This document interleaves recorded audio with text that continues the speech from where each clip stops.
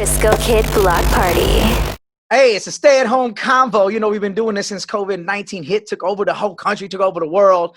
And I am honored to have such a legendary actress. And just I see your Instagram, what you've been doing for the past couple of months and really giving people hope and sharing that info. But I'm going to call you an activist, too, because you calling for people to stand up and get involved in certain different issues. And I love that. Regina Hall is on the show. Yes. Oh, thank you for having me. I'm excited to be here. We do have the I guess the rest of season 2 of Black Monday kicks off tonight.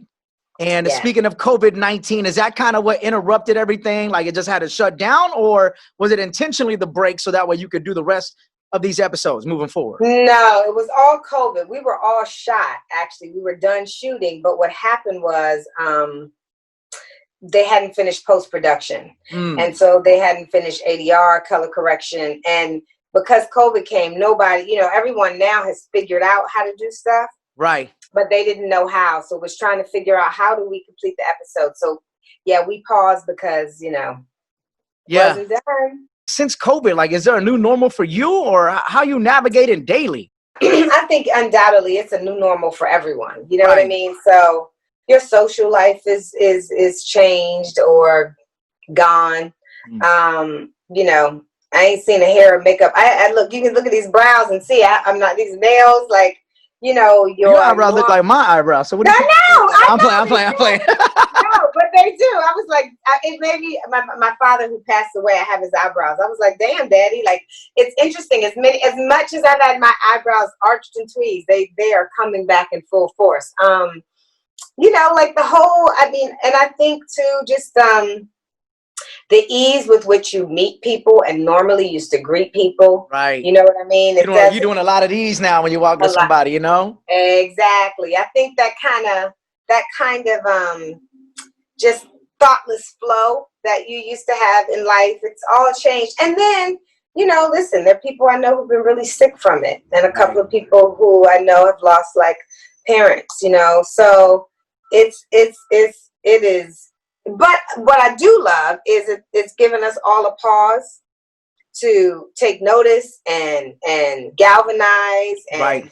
and not, the economy collapse is terrible, because on an individual level, people are suffering and kids are suffering and certain communities are suffering. But what I am hoping is that it wakes us up, and I feel like we're awake. Yeah. And I feel like the youth, they're galvanized, and I feel like people are united. Like, Yes. we can't stay like this. So that part is good. I was looking through your Instagram, and I love how you highlight different people, and I can show people here. I can. Oh yeah, she's great.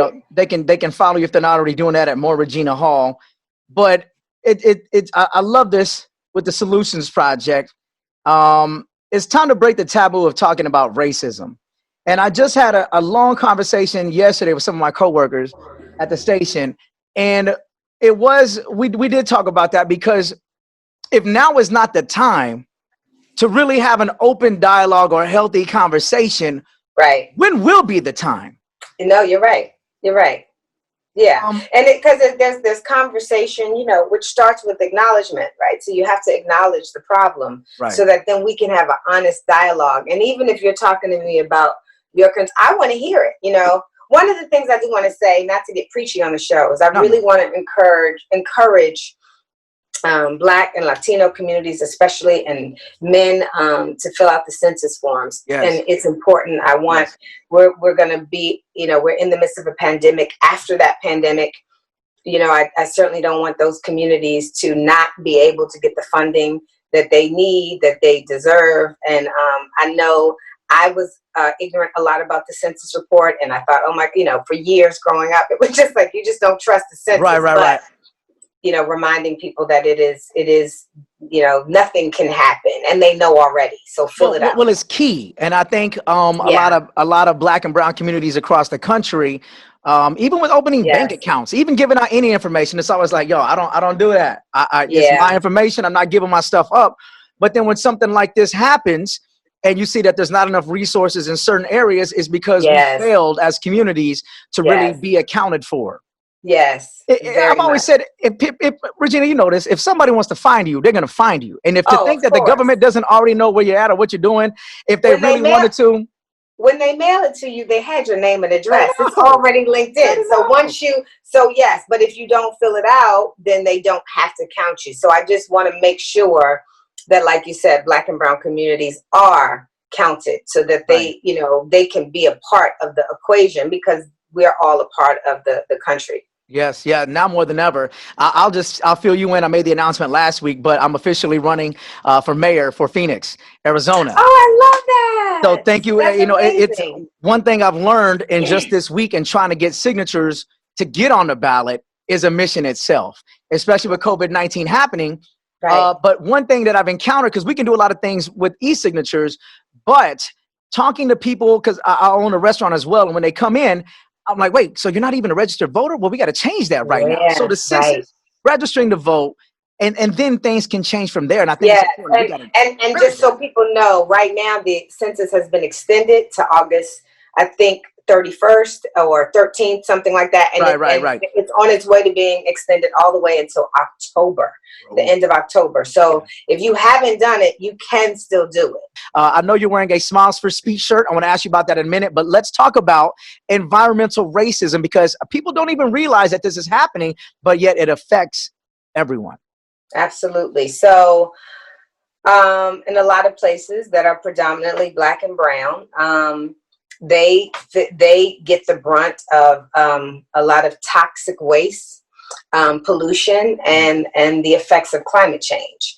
And so they are disproportionately affected, and it's by race because those areas, are not randomly chosen, Right, obviously. right, right. And so it's how do we balance that? That affects health, people's cancer rates, quality of food, quality of life, and one of the reasons that I like on to highlight that on social media is I think a lot of times people have the illusion that Black and brown people don't fight for certain causes and don't fight for justice, that we're kind of just here but not a part of the solution. Right. So it's to show people being a part of the solution.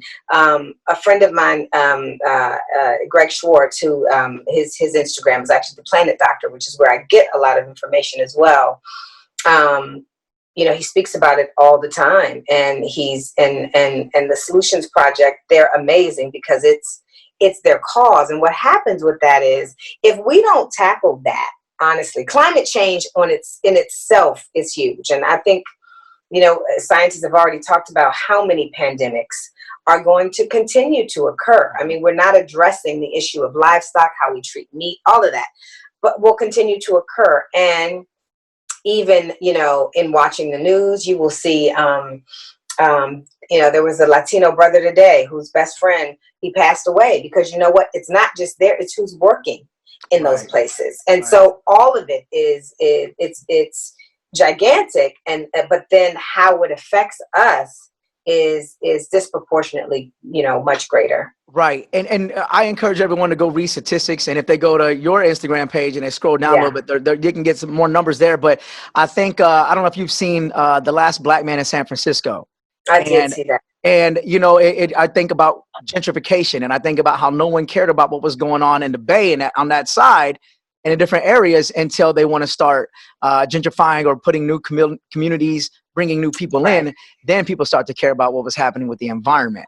And I think it's time Yeah. to change that before it even gets to that level, because all communities, Black and brown and everyone else, deserves to have clean water, deserves to have Of good air, course. deserves Yes. to, I do real estate as well, and I know the effect of certain areas of town once they start polluting and they start dumping and doing different Yes. things. It's not, we have the health aspects of it, but we have to think real estate. We have to think property values. So they try to tank our Absolutely. values, right?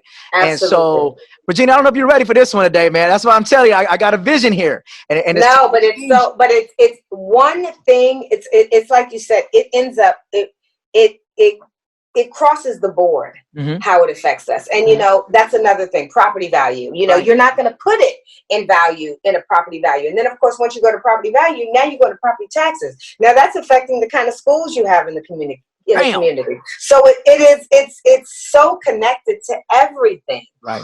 And so what happens is there's a lot of missed opportunity, and every parent wants their child to have clean water, a good school. I mean, those should feel basic. It's human basic rights. Yes. Yeah. Yep. And that's what I'm running for on that too. There's just human rights, and there's basics that everyone should have. It shouldn't be it should be no brainers on what should just be a basic human in the United States of America that every human deserves. But anyway, different story. But smiles for speech, because I see the bright yellow shirt. I love it. Anything that's got a smile on it, you got to do it. So talk to me. What is Smiles for Speech? Smiles for Speech is actually it's a nonprofit organization. Okay. That goes to Black and brown countries like Cuba, Puerto Rico, Jamaica, Ghana, and children who have speech impediments, who may have cleft chins, who have nervous disorders, where they can't get money to help so that they can then have great futures. They come in and they spend time in those communities, and they bring things and bring materials, and they teach the people who are there so that they then can serve and treat and help their own communities. I would love to be involved with that. Oh, absolutely. If you have someone in Phoenix that you can link me with, I would love to be a part of that, because I believe smiles, I believe in hugs, but those are two key things, smiles and speech. And I think it can even be taken further as to give everyone in that organization a voice as well. You know what I mean? Absolutely. I love that. We have Regina Hall with us. We're going to talk about Black Monday. We're going to finally get to it. But I felt like we had I wanted to build this relationship quick. Let me tell you something. But this is important, because this is what is real human connection. Right. You know what I mean? Like, we got entertainment, but then we got sharing. And the sharing is how we build. Because I feel this way. If they've never seen you, or maybe they knew who you were, but didn't have a connection, the same thing with me. We get to know each other, and I feel like when people know who you are and they're passionate about, they tend to care more about the things we're passionate about. But tonight, obviously, it's back. Black Monday, Showtime, Don Cheadle up in there. And by the way, I love the throwback. It's just, if they're not familiar with what Black Monday is, give them kind of the recap. If they missed season 1, give them the reason why to go back and now catch up with them. So really, Black Monday, our show, Black Monday is a famous day in the history of Wall Street, the crash of Wall Street. I think it was 1987, October. And so the show focuses on this group of people who wouldn't be hired anywhere else on Wall Street. They're hired by Moe's character, played by Don Cheadle, at the Jammer Group. And they kind of caused the crash of Wall Street, because they're like, no, you're gonna, we're gonna. So they survived Black Monday, and so it's everything that they do, Moe and included. And there's a lot of backstabbing. It's Wall Street, you know what I mean? So our firm has, a Black woman, the Black man is a head. We got there's gay guys, curious or whatever happening. Yeah, we got Yasser, who's Middle Eastern. We got Wayne, who's Latina, you know what I mean, played by Horatio Sands. So we just have everybody that normally wouldn't get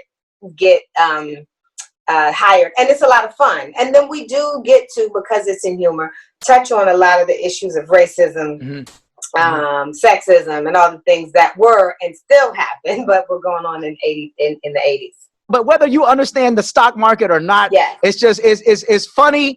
And the way you guys did it, though, is like smart. But then you have to you can't be sitting, because some people just wait to get offended. And then I feel like, well, but you're watching this show, so you shouldn't be feeling it in that way. And we like to offend everybody, so it's all good. It's equally offensive, but it's a good story behind it at the same time. Yeah, politics, Wall Street, and whatever comes with it, backstabbing, like sex and cocaine. Yeah. Somebody's like, that's it. I'm watching now. I'm watching. You said cocaine. We're in. Well, look, Regina Hall, thank you so much for taking time today. Oh, the next time I'm talking to the mayor. You know what I mean? Maybe I can. You know what I'm saying? They're like, are you going to retire from radio? I'm like, I hope not. You know, we just all I about hope. client management. Just got to find the right time. I was about to say, I hope not. I'll have to do it at 2 a.m. whenever you get the time. There we go. There we go. Regina, thank you so much. And hey, it's Pitbull's Globalization, the Crisco Kid Block Party.